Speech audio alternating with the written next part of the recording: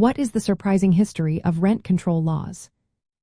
Imagine a world where rent prices are not just set by market forces but are shaped by laws that have been around for over 100 years. You might be surprised to learn how these laws came to be and why they still matter today. Rent control laws started in the United States during the 1920s, but their roots go even deeper, tied closely to economic crises and wartime struggles. During World War I and especially World War II, housing shortages and inflation made rent increases a big problem. Governments stepped in to limit how much landlords could charge to protect tenants from being priced out.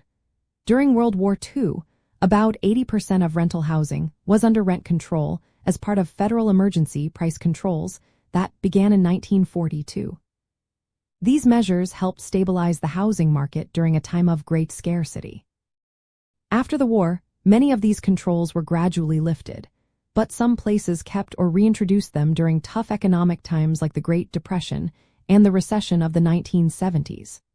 For example, California did not have rent control immediately after World War II, but tenant activism in the 1970s led cities like Berkeley, San Francisco, and Santa Monica to pass rent control laws. New York also adopted extensive rent control and stabilization laws starting in the 1950s to deal with post-war housing shortages and inflation. One surprising thing about rent control history is how it sometimes caused unintended effects. During wartime and afterward, some landlords chose to sell their rental properties instead of rent them at controlled prices. This reduced the rental housing supply and increased homeownership. In places like Cambridge, Massachusetts, strict rent control led to long-term tenants, including wealthy individuals, paying very low rents. This created tensions and perceptions of unfairness, which eventually led many cities to repeal rent control laws in the 1990s. From a property management point of view, understanding this history helps you see how rent control laws are often reactions to economic crises and housing shortages.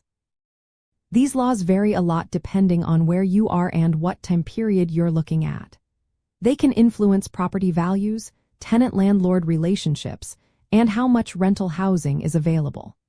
For property managers, this means staying updated on local rent control rules, which might limit rent increases, protect tenants from eviction, or requiring registration of rental units.